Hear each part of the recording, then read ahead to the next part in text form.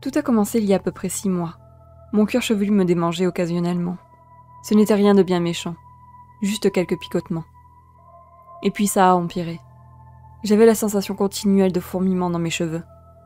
Je n'arrêtais pas de me gratter, un peu comme quand j'avais 7 ans et qu'il y avait eu une infection de poux à l'école. Les gens à mon travail me regardaient bizarrement. J'essayais de me contrôler, mais c'était insoutenable. Ça me démangeait trop.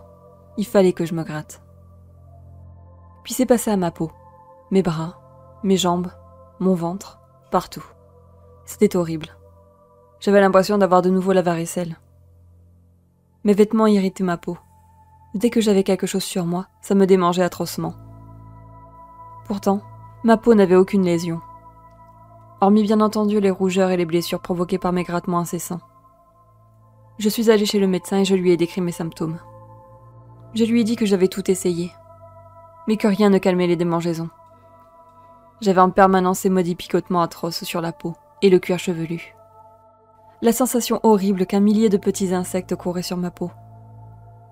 J'ai fait des analyses, mais on ne m'a rien trouvé. Pas d'eczéma, pas d'urticaire, ni psoriasis, ou quoi que ce soit d'autre. Rien de physique. Alors j'ai essayé un psychologue. On m'a dit que c'était peut-être psychosomatique. Peut-être que je faisais un blocage sur quelque chose. Peut-être que mes démangeaisons, ces horribles envies de m'arracher la peau, étaient dues à un problème émotionnel, enfoui au fond de mon inconscient. Sauf que tout allait bien dans ma vie, avant d'avoir ce foutu besoin de me gratter toutes les 2 secondes. J'ai même essayé l'hypnose. Ça n'a pas calmé mes irritations. C'était devenu carrément insoutenable. Rien ne calmait ces démangeaisons. Ça grattait en permanence. C'était des millions de fourmillements et de picotements en même temps, sur mon corps, mes cheveux, partout. Ça a même commencé à démanger sous ma peau.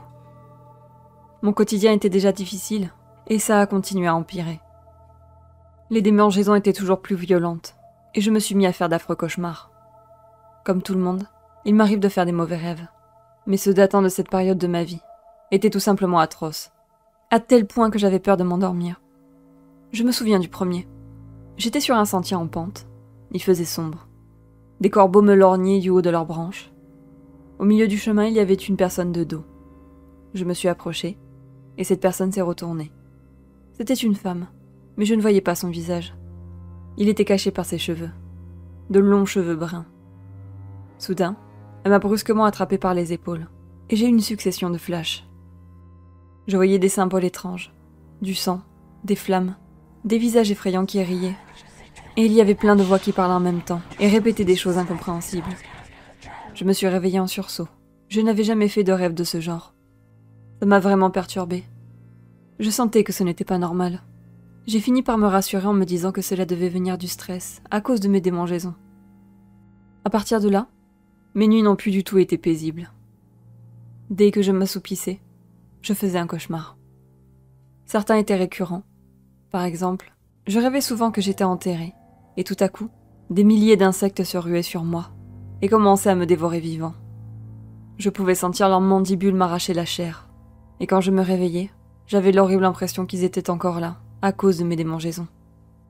Je n'ai jamais été du genre phobique. Les insectes et tout ça, ça ne m'a jamais perturbée. Mais je peux vous dire que depuis, je ne peux plus voir une araignée ou une fourmi sans penser à ce cauchemar. Je rêvais aussi souvent de ma mère. On était enfermés tous les deux dans une minuscule pièce, et elle me fixait. C'était dérangeant. Elle ne parlait pas, et me fixait juste de ses yeux vides. Et puis tout à coup, elle se mettait à hurler. Même si j'essayais, je n'arriverais pas à vous décrire ce cri. C'était horrible. Ça me glaçait le sang. Je me réveillais toujours à peu près à ce moment-là, en sursaut. Mais une fois, je ne me suis pas réveillée tout de suite. Et j'ai vécu la suite de ce rêve. Ma mère se taisait enfin, mais pour se mettre à vomir du sang sans s'arrêter. Ces rêves ne sont que des exemples parmi des tas d'autres. Si je devais tout raconter, ça me prendrait des heures. Plus le temps passait, plus il devenait traumatisant. Je voyais des monstres, du sang, des gens que j'aime devenir de vrais psychopathes. J'étais l'objet d'attaques en tout genre. J'ai rêvé une fois qu'on me brûlait vif, et je peux jurer que j'ai ressenti la chaleur des flammes à mon réveil. Je ne pouvais plus supporter ça. Les démangeaisons et ces horribles cauchemars. Je perdais pied. Je ne dormais presque plus. Dès que je fermais les yeux, je voyais des images atroces. J'avais l'air d'un fou, les yeux exorbités par le manque de sommeil, et toujours en train de me gratter à sang. Je ne sortais plus de chez moi. Je passais mes journées à essayer de soulager mes démangeaisons. Un jour, un ami est passé me voir, s'inquiétant de ne plus avoir de mes nouvelles. Il m'a avoué après tout ça que ce jour-là, en me voyant, il a failli partir en courant. Il est finalement resté, mais il me répétait sans cesse qu'il ne se sentait pas bien, comme oppressé. Il me disait qu'il y avait quelque chose de malsain dans l'air, et que je lui faisais peur à toujours me gratter. Alors je lui ai tout raconté. Je devais de toute façon déjà avoir l'air d'un taré, alors je n'étais plus à ça près. Il m'a écouté et m'a conseillé une sorte de médium. Cet ami est très branché ésotérisme. Il m'a dit que peut-être, mes continuelles envies de me gratter et ces affreux cauchemars venaient de quelque chose de paranormal. Je n'avais plus rien à perdre, alors je suis allée voir le médium qui me conseillait. Et j'ai bien fait.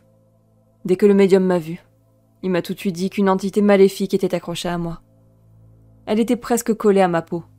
J'avais un halo noir autour de moi. Je lui ai parlé de mes symptômes, et il m'a dit que ce qui provoquait mes démangeaisons et mes cauchemars, c'était l'esprit. Il me voulait du mal. Mon corps réagissait par les démangeaisons, les sensations de picotement, les fourmillements sous ma peau, les sensations d'insectes courant dans mes cheveux. Les cauchemars, quant à eux, étaient directement provoqués par cet esprit, qui cherchait à me déstabiliser, à m'affaiblir mentalement, pour pouvoir prendre possession de mon corps. Le médium m'a débarrassé de cet esprit. Il a effectué un exorcisme. Il m'a donné des conseils pour repousser les mauvais esprits. Je ne donnerai pas plus de détails sur ses actions, car moi-même, je ne suis pas sûre d'avoir bien compris comment cet homme avait agi pour me débarrasser de ce mal. Vous savez, le spiritisme et toutes ces choses sont à pratiquer avec certaines règles, sous peine de fâcheuses conséquences. Les souvenirs que j'en ai sont trop vagues. J'étais vraiment dans un état second à cette époque de ma vie. Alors je préfère rester évasif sur le sujet. Aujourd'hui, tout est redevenu normal. Plus de fourmis, plus d'irritation, plus de sensation de peau en feu, plus aucune démangeaison et plus aucun cauchemar. Quoi qu'il en soit, je reste encore traumatisée par cette expérience.